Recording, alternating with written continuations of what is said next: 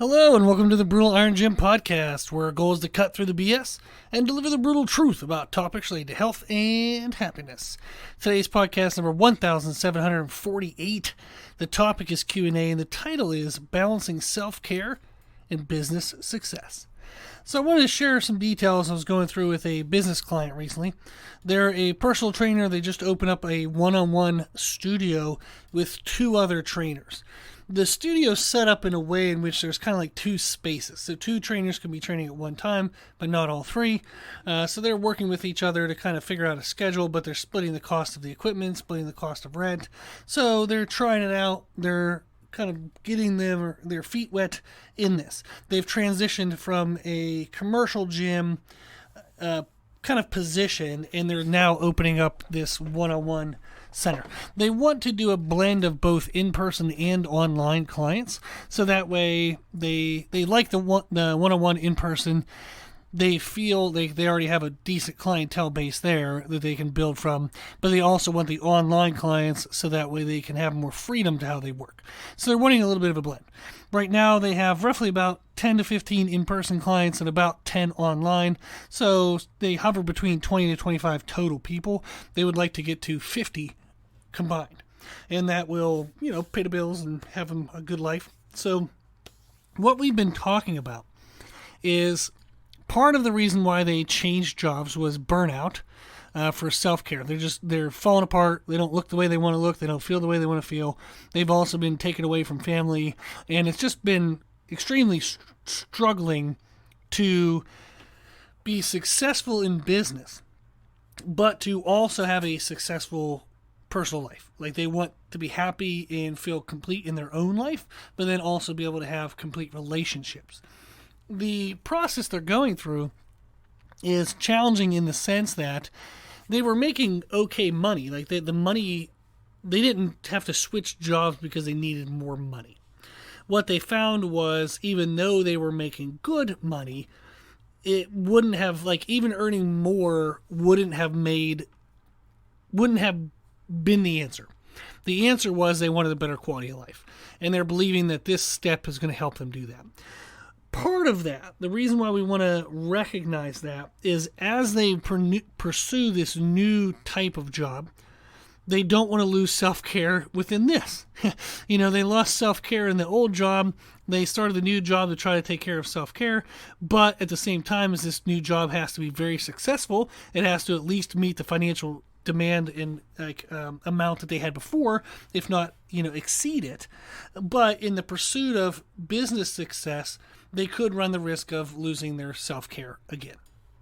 So we're working together to try to balance that. Some of the things that we're focusing on, I want to talk about kind of three areas, well, actually four, that we're focusing on together because I thought it might help anybody else trying to balance self-care and business success. The first thing we did was I told them to be self-first. We're not worried about being selfless. We're not being selfish. We're being self-first. That's the goal. We talked about their nutrition because their nutrition is going to be a huge impact on how they feel. Now, this person, how they look, absolutely impacts their business. So it is a business decision as well to take care of their nutrition and training, but it's also part of that self-care. We want them to transition to this new form of business without losing themselves. We want to regain that self-care and be able to build that self-care into this new business success. So we talked about nutrition. We figured out the amount of calories they're going to need, the protein they're going to need, and then we talked about macronutrient timing, when they should have carbs, when they should have fats, based on their energy needs at times of the day and their meal frequency availability. If they're going to be up on their feet training clients, we want to have mostly carbohydrates, give them good energy. But if we have longer stretch of time between meals, we might have to increase the fat content to slow down the digestion rate of that meal to make sure it lasts until the next meal. So we've been playing around with how many carbs versus fats and what percentage within the meals would be best for them. So given an example here is in the morning they have a shake. They do a banana, Greek yogurt, protein powder, And that's a huge boost of protein right away at the beginning of the day. I think it's like 60 to 70 grams of protein. And the banana gives them some energy, but they don't like working out with too much in their stomach. So what we're finding is for them, is the banana, Greek yogurt, and protein powder. They drink that shake on the way to their job. They then train 2 clients, but then they have their workout. So the banana, Greek yogurt, and protein shake is something they can make very quick. They like the taste of it. It gives them enough energy to get through the 2 training clients. Then they have caffeine before their workout, along with an intra-workout drink of Gatorade and essential amino acids. The Gatorade is some energy and, like pick-me-up as well. And then towards the end of the workout, they have a protein drink that's already made. So it's an RTD, ready to drink. So they don't have to mix it, they just drink it. And that's a nice, good amount of calories right there in the workout. They have the Gatorade calories, they have that protein drink calories. Then they go into training another either 1 or 2 clients, kind of depending on the day. Then after that, they eat. They have a chicken pre-made. They buy through a meal prep service, like 212 Meals here in Carolinas. They have the chicken. They just microwave it for 90 seconds. Microwavable rice, 90 seconds. Within 3 minutes, they're eating. And they do their online client check-ins and kind of general businessy crap during that time. And then, like, for the rest of the day, we have this same kind of setup is whether they have evening clients, where they have evening family events, when do they eat, what do they eat. So we planned out their meals, and then we also have, quote unquote, our backups. They know what they can grab quickly at a grocery store, at a gas station, at a fast food place. If things are delayed, anything's stretched out, they're time crunched, we know our backups. We know our plan, B through Z. But that's an example of what we did with their nutrition. With their training, we know that they can train 4 days a week on average. They usually use 1 weekday just to have to do piddly, stupid crap that sometimes they have to get in. Going picking up prescriptions, going and doing paperwork things, or going to the bank, whatever the heck it is that they need to do. So we aim to train Monday, Tuesday, Thursday, Friday, usually using the Wednesday day as like their errands day, but sometimes that switches. We have an upper body, lower body split. Their goal is bodybuilding. They want an obtainable look. So their target audience are people who have 40-plus hour a week jobs and families, but they also want to look and feel good. So this person doesn't want to squat 600 pounds, bench 500 pounds. They don't care if they do. They want to look like what their clients want to look like. So we're doing bodybuilding and kind of like body shaping. The workouts are about an hour, sometimes a little bit longer because they actually film what they do as part of their marketing. But they take about an hour. We start out with circuits to get mobility, get some blood flow, get them out of breath a little bit. We have a main heavy movement of the day, and then we finish with circuits. So it's circuits, main lift circuits is a general structure we use. And again, we do upper body, lower body splits. That has allowed them to take care of themselves. They've accounted for their nutrition, what they're going to eat and when they're going to eat every day based on what they have to do with schedule and work. We also accounted for their training. We built it into their weekly schedule. We did it in a way in which it's easily obtainable if they can follow their normal, kind of chaotic schedule. We have it built in. That's the key. Is we're not just saying, oh yeah, I want to train, but I'm planning all my life around, like without training in mind. We're literally scheduling training like we schedule a client or a doctor's appointment, something like that. So the meals are scheduled. We know exactly what we're going to eat, when we're going to eat. We make sure we buy them and have them available. The training is scheduled. We know how much time we have per workout, how to get it in within that workout. So very big goal there was to develop self-first behaviors as they then build their business around that. So it's very important. Next thing we went through is an 80-20 analysis, and that's the general premise that, you get 80% of the results from 20% of the work, general thing you'll hear in business and whatnot. But we figured out, we said, what's your 20%? What's the main drivers for business sustained and business growth? We narrowed it down to 3 things: client progress, the clients have to be making progress; client communication, they have to feel like they're connected with you; and then marketing. So client progress for them, they feel like they want to be on top of the numbers and progressions. They want to know what their clients weigh. Are they making weekly progressions, in weight change? What are their lifts? Are they making progressions in those? So they want time built in to check in before their in-person sessions. They want frequent check-ins with their online clients. So we know that they have to give attention to their clients' data to ensure the clients are making progress. That also then blends into the client communication. Previously, they were texting clients throughout the day, but then the clients would text them back, and they were getting into text with 10 plus people a day. The one day they said they had to go through 50 some text messages back and forth with all this stuff, and it's way too damn much. It's an inefficient use of time for them. They feel like they're always quote unquote on call. They're very reactionary throughout the day rather than being accounted for and planning and being proactive. So we switched over communication from text message to live Google Docs, which is what I use with my clients. And then we also get email alerts anytime a client edits anything in the document. So it's basically a Q&A document for the client. They can ask the trainer any question. The trainer sees that somebody asked a question, but it's not a text message. They can check their emails when they want to. We have the alerts for emails turned off, so they actually only see what emails they have when they open their email app, which we schedule in during the day. So now they're getting the communication when they have the time to answer it, rather than it feeling reactionary and they have to do it right now, but all of a sudden they miss a meal because they were answering a text message, and it adds chaos to their day. So we streamlined that, made that a lot easier. We also said that in the client documents, anytime somebody asks a general question, like how do I get more protein in a diet, they're going to then copy and paste and share that content with all their other clients.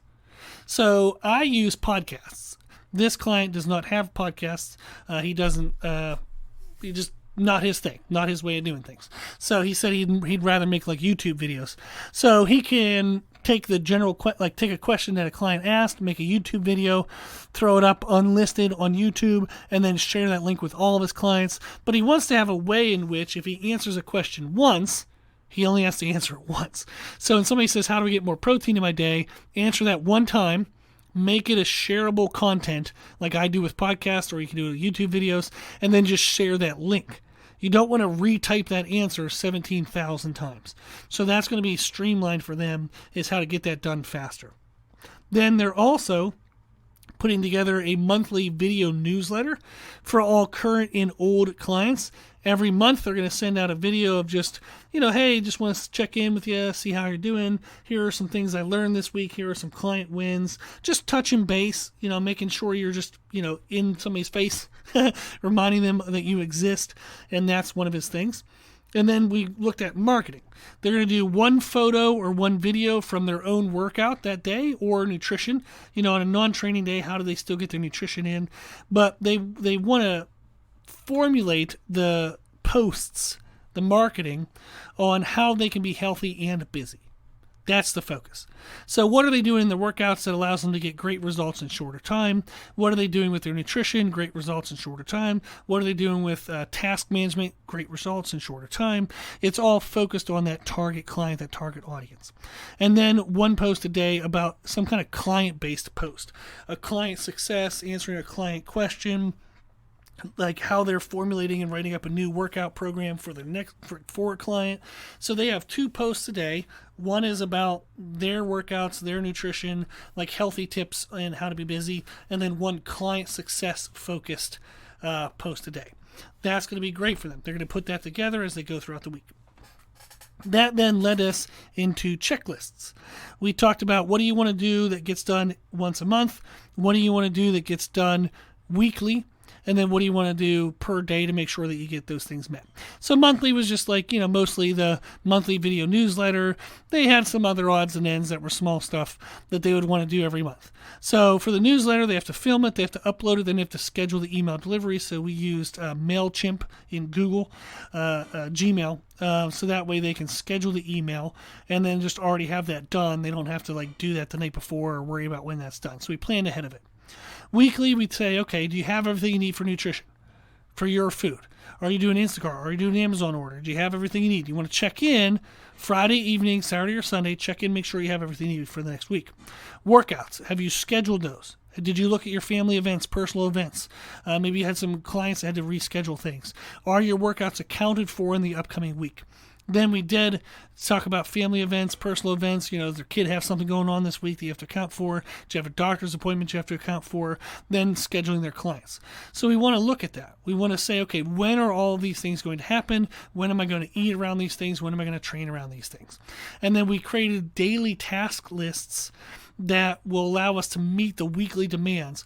We want to address needs ASAP in the week, as soon as possible in the week, so we can build margin on the back end of the week. We do not want it to feel like we need every hour of the week to get what we need done. We want to be able to get what we need to do in 4 days, and then maybe there's a 5th day as like just a spillover day in case we don't get things done. We want to build in margin on the back end, because as we go through the week, some things aren't going to get done. They get pushed to that back end margin. The last thing we talked about, we went through a process of how to review and revise. So end of day on Friday or sometime over the weekend, they're going to ask themselves, what didn't get done and why? What took longer than I thought it would, and how can I make it quicker? Is there anything that presents itself as necessary that isn't getting met? Do I see at the end of the week that there's these things that need to be done, but I'm not accounting for them every single week? So I need to now start accounting for them. And then the question of, is everything getting met? Is everything that's getting done necessary? Am I actually getting an outcome? Am I getting a beneficiary outcome from every single thing that I'm doing? We talk about that 80-20. 20% of what we do gets 80% of the results. So we're trying to eliminate the 80% we do that doesn't get great results. So those are the questions I have him review and revise at the end of every week. Is what didn't get done and why? What took longer than I thought? How can I make it done quicker? Has anything presented itself as necessary, but I haven't accounted for it in my weekly schedule? Is everything that's getting done absolutely necessary? What am I getting from what I'm doing? So those are the steps that I went through with this business client, where we're trying to balance self-care and business success. We are being self-first, not selfless, not selfish, self-first. We're scheduling and accounting for every single meal of the day. We know we have the foods available. We know when we're going to eat. We know how we're going to prepare. We know our training. When is that going to happen? How am I fitting it into my weekly schedule? What is the best way to train given my current goals? We did the 80-20 business analysis. We found out their 20%, their core stuff, is making sure that clients make progress, have great client communication, and then make sure they're on top of marketing. We went through and made checklists for monthly, weekly, and daily, and then we review and revise at the end of every week, Friday, end of day, or weekend. Okay. Thought that was just fun to kind of share some of the things I go through with my business clients. He's loving it. We're making progress. Super excited, very blessed to be able to work with people in this way. I always learn a million things too, so it's kind of fun. But thought that was fun to share. I hope you can take something from this and try apply it to your life so you can have better balance of self-care and business success. If you have any questions, if you need anything, let me know. My email is brutalironjim@gmail.com. If you like the podcast, please share the podcast. If you like the podcast, please consider donating to support the podcast, which you can do on our website. If you like the information we share in the podcast, you can find more from us on our social media channels. You can find us and follow us on Instagram and YouTube under the name Brutal Iron Jim. As always, I hope this was helpful, and thank you for listening.